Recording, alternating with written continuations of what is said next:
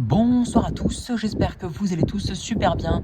En cette soirée du mercredi 3 janvier 2024, on se retrouve pour une nouvelle vidéo de prévision météorologique, une petite vidéo assez courte normalement pour parler des perspectives hivernales, voire très hivernales, qui vont débouler sur la France dès ce dimanche par le nord-est.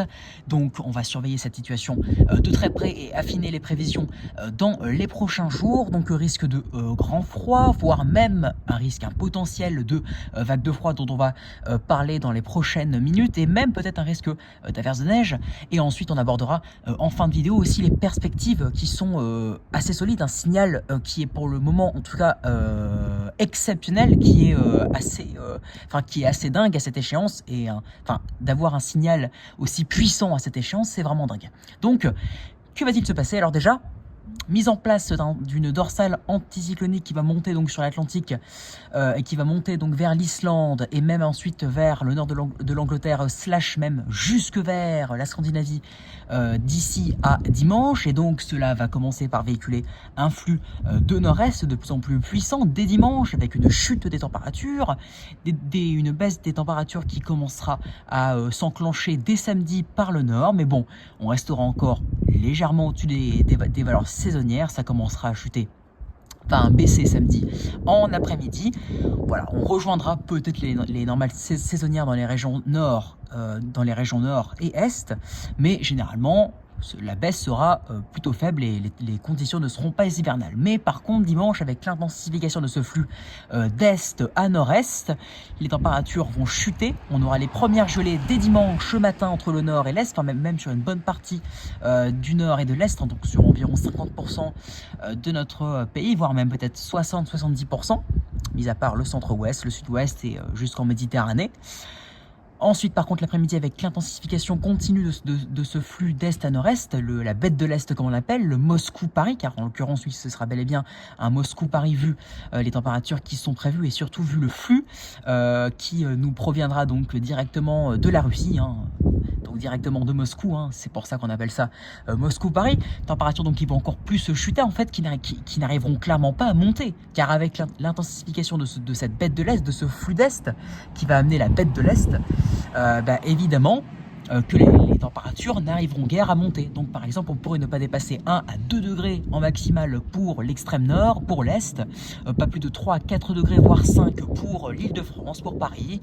Bref, les températures qui repasseront 2, 3, voire 4, 5 degrés sous la norme pour l'extrême nord et est, et qui rejoindront les normales pour le sud, pour les régions de la moitié sud, surtout pour le sud-ouest. Entre le centre-ouest et la Méditerranée, on rejoindra les normales saisonnières, voire même on repassera légèrement en dessous. Mais sinon pour le nord, l'extrême nord surtout et l'est, surtout le nord-est, on repassera plusieurs degrés sous la normale, de 2 à 5 degrés selon les régions. Ensuite par contre, dès lundi, les températures, avec les températures en altitude qui vont être bien froides, avec ces anomalies bien froides qui vont s'affirmer sur la France pour votre lundi, et évidemment que les températures nocturnes vont là commencer à chuter. Voilà, parce que dans la nuit de samedi à dimanche, ça ne peut pas bien chuter, car il fait encore tout samedi et puis le flux se met à peine en place. Mais par contre dans la nuit de dimanche à lundi, étant donné que ça a bien chuté dimanche déjà, eh bien ça ne peut que s'accentuer. Donc des valeurs qui pourraient d'ores et déjà atteindre -3 à -6 degrés sur l'ensemble des régions, surtout en particulier sur l'est, on pourrait localement atteindre -6 à -8, même -7 à -8. Par contre lundi après-midi, avec l'intensification continue de ce flux d'est qui sera déjà bien installé et qui commencera donc à bien persister sur notre pays, les températures donc ne dégèleront pas. C'est ce qui est prévu par l'ensemble des modèles, mais après l'intensité n'est pas encore bien confirmée, d'accord. Dès lundi, l'intensité n'est pas confirmée, car tout va dépendre de la température des températures en altitude, qui vont donc déterminer de si on aura de fortes gelées ou pas, des gelées particulièrement puissantes, si on aura du dégel ou alors pas de dégel.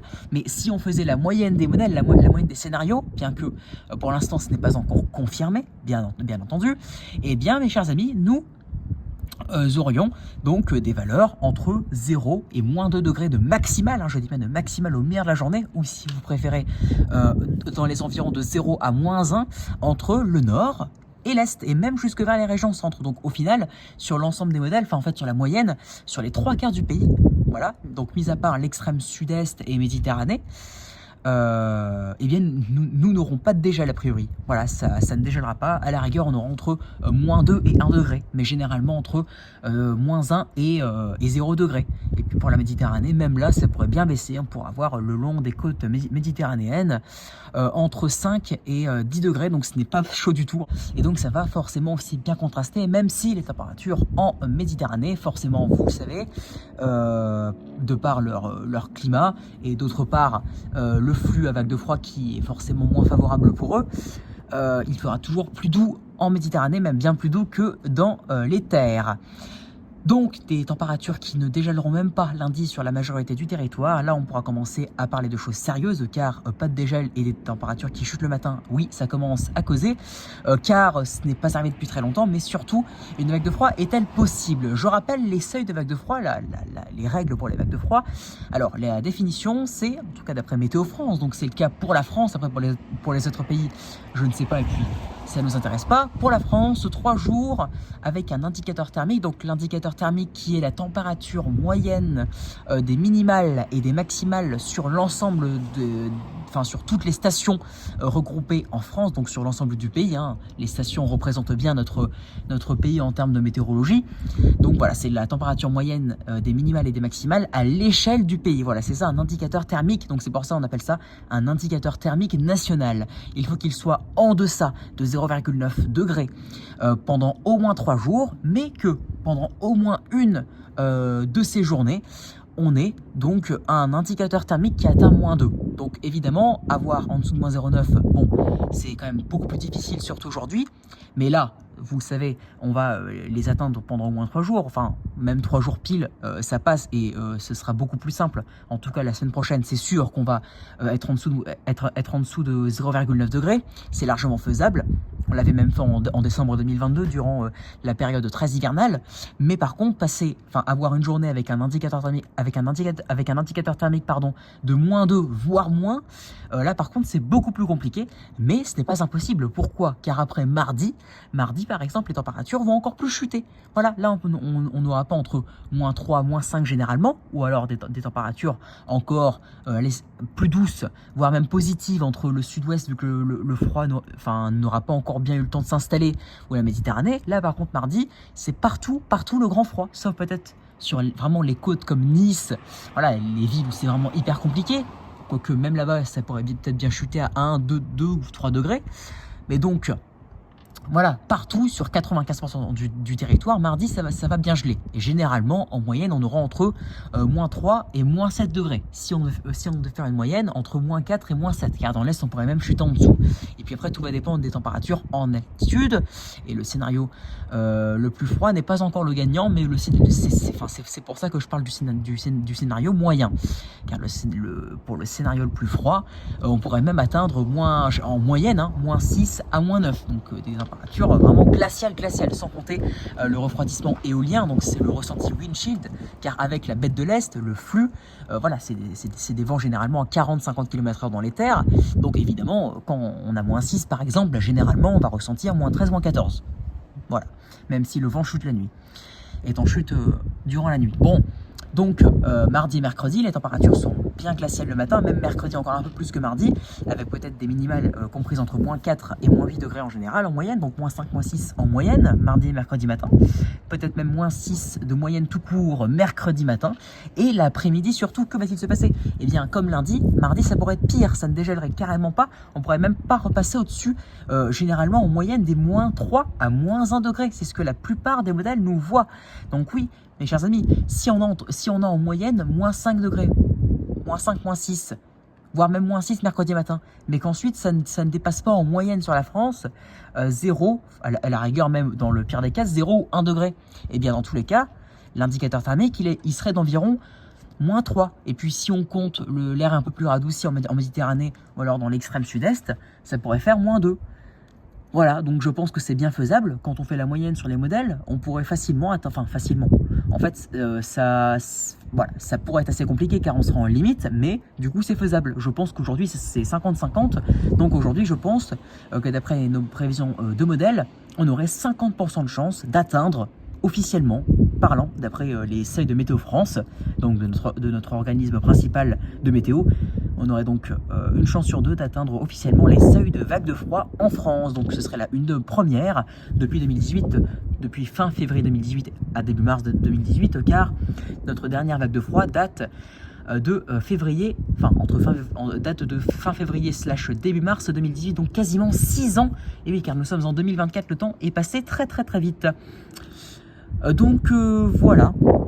Du coup, est-ce qu'on va atteindre les seuils de vagues de froid? C'est la question, mais je pense que c'est bien faisable. En tout cas, plus les scénarios seront froids, et évidemment, plus on aura des chances et plus on sera certain d'atteindre les seuils. Et dans le cas contraire, plus on sera certain de ne pas les atteindre. Mais pour l'instant, c'est plutôt du 50-50. Après, nous verrons bien, car peut-être les modèles sous-estiment les températures maximales. Mais bon, ça m'étonnerait parce que avec la bête de l'Est, en plein mois de janvier, je pense que ça ne m'étonnerait vraiment pas que l'on ait pas de dégel, surtout après avoir -5, -6 le matin, et peut-être même avec des brouillards givrants à certains endroits, peut-être sur l'Est, ou alors une belle couverture nuageuse, qui revient souvent en journée. Ça ne m'étonnerait pas d'avoir entre -1 et -3 de maximal, ou même -1, -2, peut-être même entre 1 et 0 degré.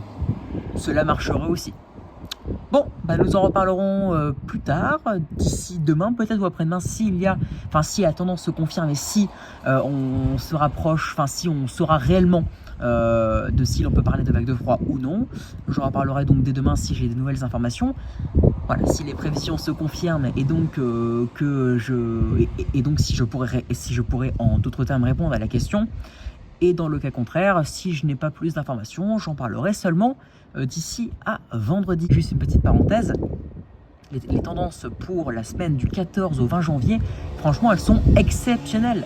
Et oui, parce qu'on a des signaux de descente polaire qui sont à tomber. C'est à rêver. GFS, CEP et les ensemblistes GEFS et les ensemblistes CEP montrent un signal qui est exceptionnel à cette échéance, car nous sommes à 11 jours d'échéance. Et donc le signal, franchement, il est remarquable. Ils sont tous en accord pour l'arrivée de l'hiver dès le 14 janvier. Et c'est tous pour la même date, dès le 14 janvier, ce fameux 14 janvier. Donc c'est à surveiller de très près. Voilà, et c'est pas déconnant, car juste après une synoptique, comme on pourrait connaître, une synoptique à descente polaire avec un anticyclone qui se barre concrètement au Groenland, ça arrive souvent, c'est classique, mais par contre ça pourra apporter un temps glacial et cette fois-ci beaucoup plus polaire, donc beaucoup plus humide. Attention aux risques de neige, d'ailleurs les risques de neige dimanche sont aussi présents, les risques d'averses de neige surtout pour le nord-est et le centre-est du pays, ce sera à surveiller. J'en parlerai ces prochains jours dans des points, car les risques de neige, c'est surtout pour les tenues, etc., les régions concernées, c'est à 1/2 jours d'échéance ou 3 jours d'échéance maximum. Merci d'avoir écouté ce mois, donc j'espère que ça vous aura plu. Abonnez-vous, likez, partagez et n'hésitez surtout pas à me donner des idées pour mes futures vidéos. Excellente soirée à vous et à demain ou à plus tard pour de nouvelles vidéos. Allez, on y croit, on espère le retour de l'hiver, on espère attendre les essais de vagues de froid, ce serait franchement super après 6 ans d'attente. Et puis voilà, on espère aussi de la neige. C'est l'essence même de l'hiver, c'est l'essence même de notre passion. Bonne soirée à tous et merci pour votre écoute. Ciao!